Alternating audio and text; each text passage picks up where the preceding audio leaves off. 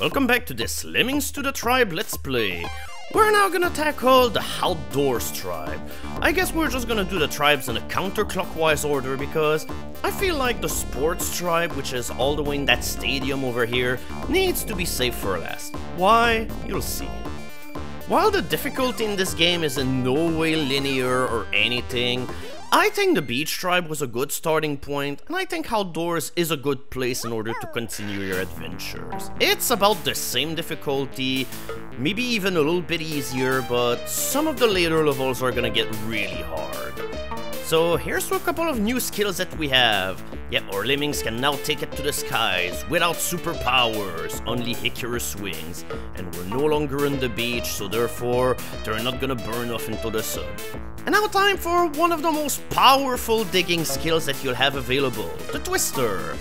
Using your fan, you can just steer a lemming into a crash course into the wall so that he can dig up anything that he touches. And yeah, by the way, it just keeps going for as long as you're not blowing off the lemming into the sky or anything like that. So Twister is very powerful. And yeah, here's to a couple of other skills that I probably should showcase. You can put up plants, you have Sand Pourer, which just pours a pyramid worth of liquid onto the ground, and Filler, which just pours liquids on the ground. Kinda just like the Glue Pourer, except that the Filler and the Sand Pourer is not gonna stick on the edges of walls or anything like that. And now, it's time for the swing and roundabout theory. Not entirely sure what the theory is about because this is one of those levels that can be solved in like a million of ways. And speaking of, we have a whole bunch of new skills available. The Stacker! Now, we have another way in order to block off your lemmings into this game. Stackers allow you to build walls upwards so that, hey, you can climb over obstacles like that. So yeah, we're just gonna send the lemming as a loner all the way over here in order to prepare the path, and yeah. There's another skill available, which is the Parachuter. It's the floater from the original lemming, but once again, you can control him using the fan, and notice how come the Parachuter almost died because of the way that the parachute recoil just made it so that he actually swung beyond the post and probably would have been lost in the Netherlands. Also, oops. That was not a very good laser blaster because now my lemmings are all hurting as they're going down on the floor, but it's okay. As long as they survive, it's alright. So here's to way number 1, and way number 2 all involves a good old chain. Yep. Who needs a stacker as long as you can just swing your chain to a big wooden post or whatever the heck it is in order to grab a lemming from the sky and then swing him beyond the obstacle. And from here on out, you just proceed as normal. Also, you got to realize that, well, the parachuter is just a decoy in this level. It's not used in the slightest, and it probably is going to cause more problems, if anything else. And now here's for a less traditional way. What we're gonna do is, we're going to shorten up a little bit the little containment area where the lemmings are, and in order to stop them from building, we're just gonna use divers. And yeah, divers, it's one of those skills where I have absolutely no clue why they even exist in the game. It's just a very poor version of the jumper. And also every time that you use it, your lemmings are gonna be knocked dizzy because, hey, plunging face palm into the ground is not something that is very fun. But yeah, that was the reason why I use a whole bunch of stackers, in order to make it so that I can shorten the gap and therefore make my fillers more efficient, and this way I can allow my lemmings to get all the way out of here. So just like the previous level, this is essentially a tutorial level. It's here in order to teach you how some of the skills in the game work, and you get to use them at your own leisurely pace without any kind of risk or anything. But yeah, we had 2 tutorial levels, but now it's time to actually get into the serious matters. Here's the first real level of the Outdoor Tribe.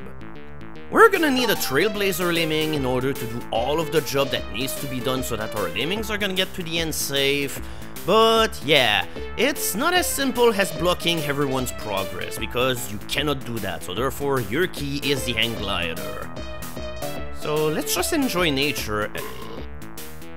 Wow, these frogs has one hell of a main bilge. It's just like, yikes.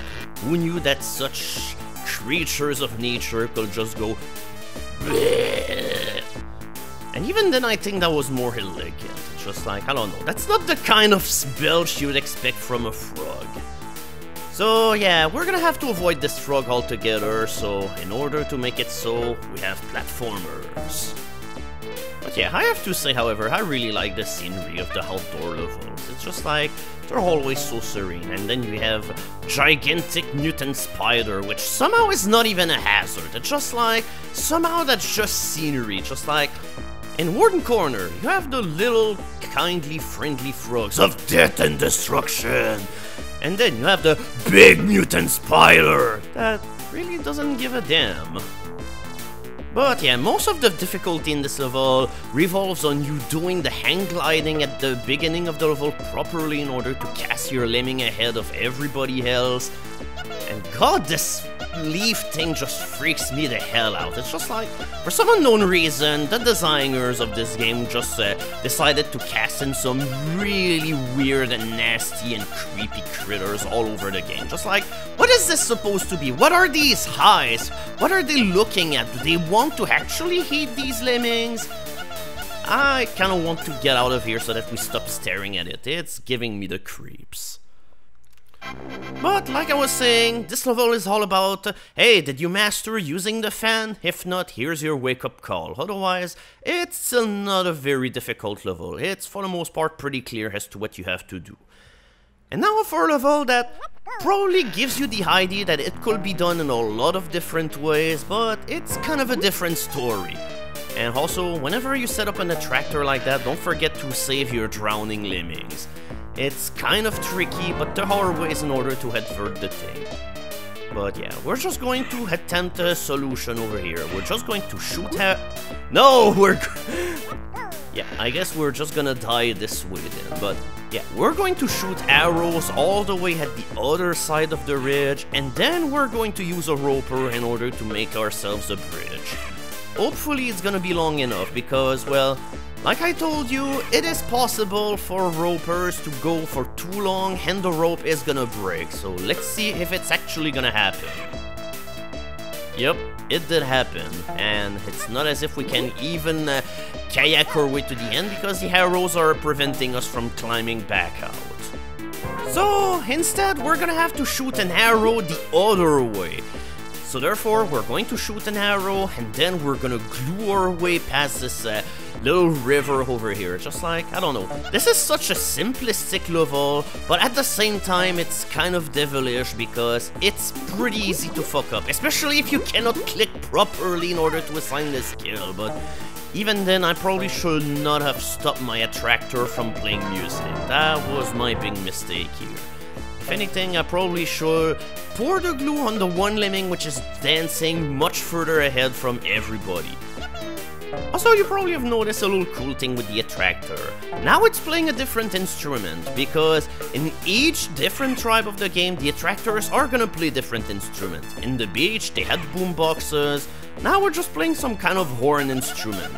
The perfect instrument for whenever you have to sing to plants, or spiders, or deadly frogs of doom, I guess.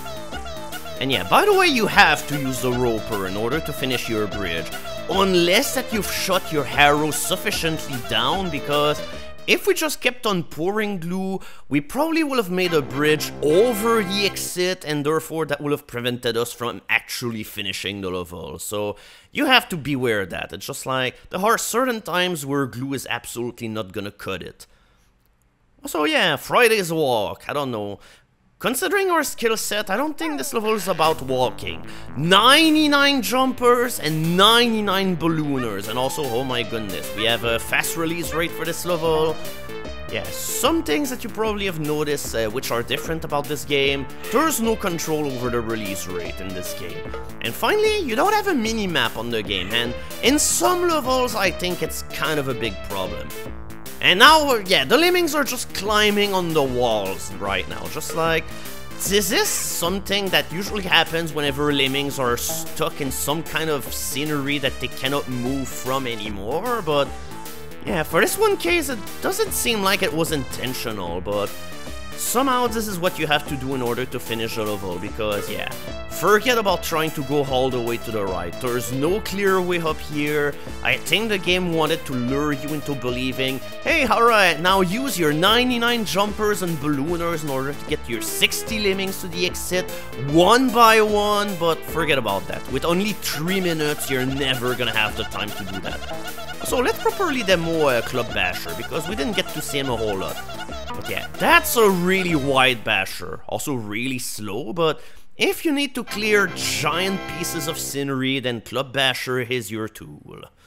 So yeah, the outdoor tribe has definitely not been very hard so far, but there's still the second half, which is waiting for you in the next video.